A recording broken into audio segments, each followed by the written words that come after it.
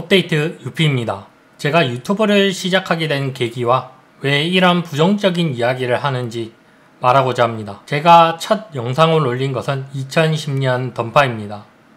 이때 네이버나 다음도 영상 업로드를 제공해 주었지만 용량 제한과 잠시 두면 새로 고침을 해서 재생해야 했기에 유튜브로 영상을 올리기 시작했습니다. 정보 공유, 강의를 대학을 입학하고 나서 1년 후인 2016년에 가닥을 잡았고, 이유는 쉬운 것들을 어렵게 이야기하는 게 너무 싫었습니다. 이때 당시 현재처럼 질적으로 높은 강의를 만들어내지 못하고 정말 꿀팁 정도만 줄 수 있었습니다. 그러다가 방향을 틀어서 게임 리뷰, 뜬금없죠? 위에 언급했던 강의가 게임 그래픽 강의였습니다. 대학에서 배운 것도 게임 그래픽이고요. 연관이죠? 게임 리뷰를 진행합니다. 초반에는 여타 다른 리뷰어들처럼 국내 게임도 했지만 까놓고 말해서 개판인 겁니다. 외국 모바일 게임으로 전향하지만 컴퓨터의 한계로 인해, 그리고 게임 리뷰만 하고 싶었지 어떤 내용을 담을 컨셉이 없었기에 보류하게 됩니다. 영상 편집을 하면서 느낀 불편한 점 때문에 영상 파일 배포를 2017년 7월 하게 됩니다. 정확히 따지면 불법 맞아요. 그럼에도 하게 된 이유는 지금도 변하지 않았습니다. 이 영상 배포 효과음은 정말 의미가 있는데, 이때까지만 해도 고화질의 영상 배포는 없었고, 영상 배포를 해도 워터마크를 넣어두었기 때문에 아무도 해당 영상을 사용하는 사람은 없었습니다. 드디어 누구나 아는 흑개 이 먼 개소리야 2017년 3월 업로드되고, 이때 내 자료 점유율이 100%라고 허풍치는 날이죠. 이걸로 수익을 얻을 수 있는 조건이 되자마자 3만원을 벌자마자 유튜브 저작권이 지금 알고 있는 상태로 4,000시간, 구독자 1,000명으로 까다로워집니다. 솔직히 돈 보고 영상을 공유한 게 아니어서 아쉽지만 괜찮았습니다. 유튜브 영상 편집자들이 누구나 영상 소스를 쉽게 접하고 만들 수 있었으면 해서 공유를 시작했고, 어쩌다 얻은 효과음으로 자신의 편집이 최고라고 생각하는 편집자들을 없애기 위해서 시작했습니다. 하지만 이걸 계기로 저는 영상을 단순히 공유하고 취미를 공유하는 지점을 넘어가서 유튜브 자체를 관찰하기 시작합니다. 정확히 언제인지는 모르지만 이제부터 다룰 이야기는 2017년 11월쯤과 지금의 이야기입니다. 유튜브를 하면 정말 하고 싶은 이야기, 말이 많지만 2021년 5월에 올린 최신의 이야기, 템템버린 또는 기타 유튜버들이 랜덤 확률의 사회적 이슈에도 불구하고 영상을 업로드한 것을 지적하는 글에 대해 말해볼까 합니다. 이런 글을 적을 때마다 반응은 똑같습니다. 갑자기 네가 왜 지랄이냐? 너 구독자 적으니까 부러워서 그러지. 어차피 남들은 안 유명하니까 질투, 시기란 말로 할 거니. 비슷한 사항을 걱정했던 유튜버 한 분에게 메일을 보내었고, 이렇게 도움을 주신다고 하셔서 인터뷰를 해볼까 합니다. 현 대본은 모든 내용을 미리 보내었고, 목소리 자체가 컨텐츠인 분위기에 목소리 출혈은 어려워 메일로 답변을 흔쾌히 허락해 주셨습니다. 정말 감사합니다. 와빌님. 안녕하세요. 저는 유튜버의 모든 부정적인 의견을 말하는 유튜버 업데이트 유피라고 합니다. 우선 2017년의 글에 대해 이야기해서 서로를 알아갔으면 합니다. 저도 풀고 싶은 궁금증이 있기도 하고요. 흥미 만점이라는 딴지 제 글을 봤을 때 어떤 생각을 하셨나요? 2017년에 저였으면 이렇게도 생각했을 것 같습니다. 맞네? 와, 정말 별것도 아닌 거 가지고 딴지를 거네 라고 말이죠. 약 4년 전의 이야기라 그때의 생각이 어땠는지 확실히 기억은 못하지만 그래도 적어보자면, 인트로에서도 분명히 언급했고 영상 설명에도 매번 적어놨고, 영상 스타일도 사건이 흥미로운 것이 아닌 내가 흥미롭게 생각된 것을 소개하는 형식을 취했는데, 이런 질문이 들어온다면 나는 과연 바꾸는 게 맞을까? 아닐까? 혹시나 저 사람이 영상은 보지 않은 채 겉모습만 보고 내 알맹이까지 취하려는 것은 아닐까? 라는 불만 아닌 고민을 했었을 것 같네요. 이중적인 뜻은 아니라고 하셨지만 저로서는 조금 의문이 항상 남아 있습니다. 흥미만점이라는 단어가 쉽게 접하는 단어인데도 정말 자각을 못 하셨는지. 까놓고 말하면 여기서도 아가리를 터네 라고 생각했습니다. 이때 당시도 지금도 그렇지만 네 글자를 흥미만점식으로 줄여서 뜻을 만드는 게 굉장히 유행했습니다. 그럼에도 이 말을 하지 않았던 이유는 어떤 방식이라도 인지를 하신 이상 더 이상 말한다면 얼굴도 모르는 상태에서는 선을 넘는 게 아닐까 라는 생각을 해서 이 생각을 당시에 접어두었습니다. 흥미만점이라는 단어가 쉽게 접할 수 있는 단어이기에 제가 떠올릴 수 있었던 것이지. 그 단어의 뜻으로 시청자를 현혹할 생각은 없었습니다. 기획 당시 이중적 의미를 노리고 하지 않았다고 말했던 걸로 기억하는데 맞나요?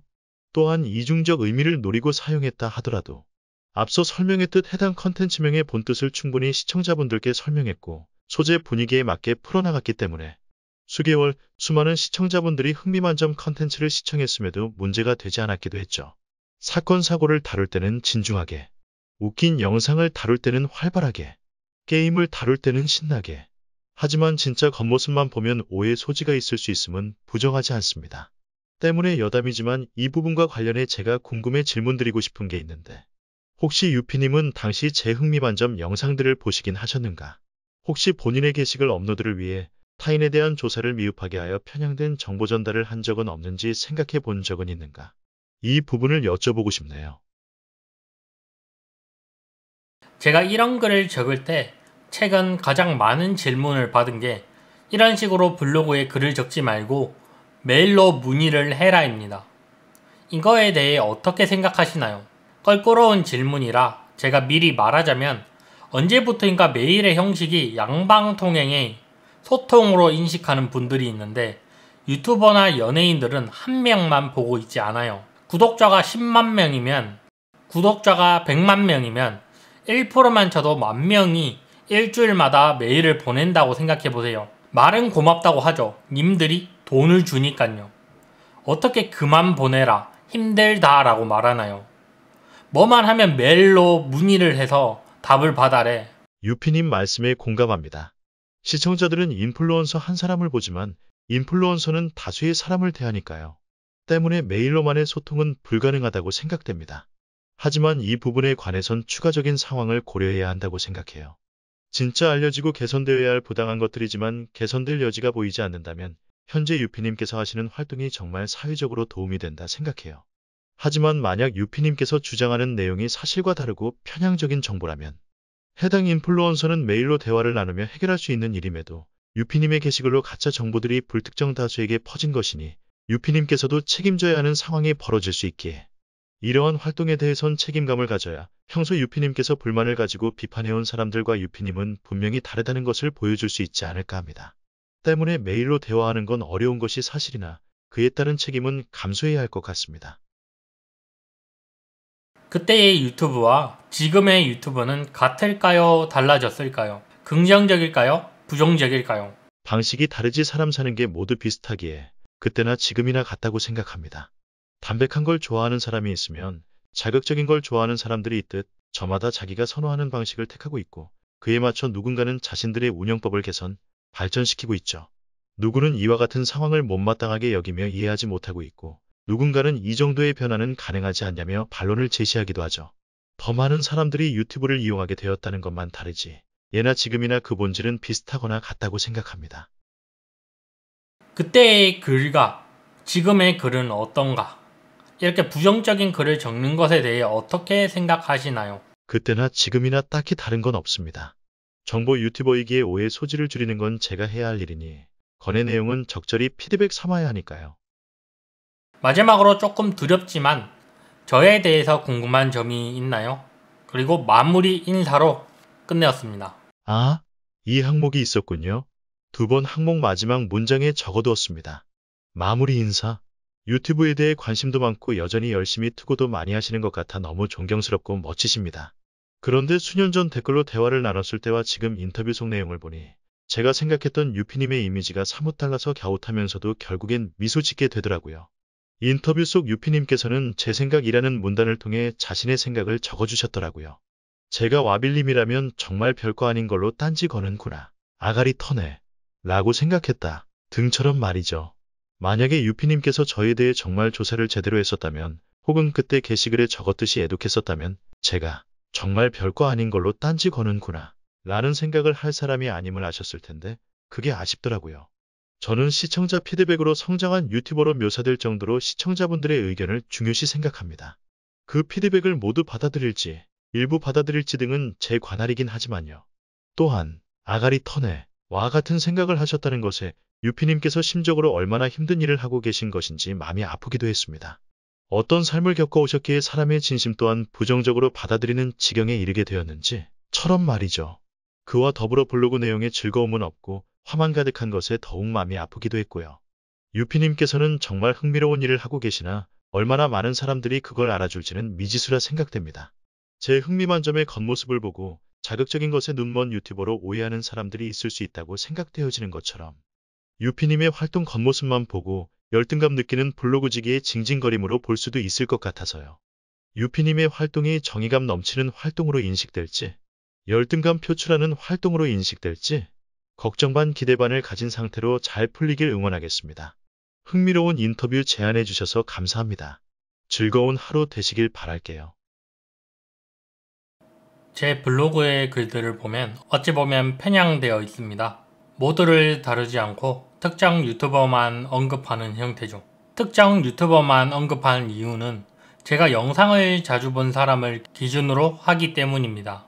이 이유는 제 자신 스스로에게 물어보고 내린 결론인데, 만약 한 가지 특정 이슈에만 반응하다 보면 이슈만을 쫓기 때문에 결국 망가진다고 생각합니다. 제가 자주 보고 즐겨보는 유튜버들의 기준으로 영상을 다루고 있습니다.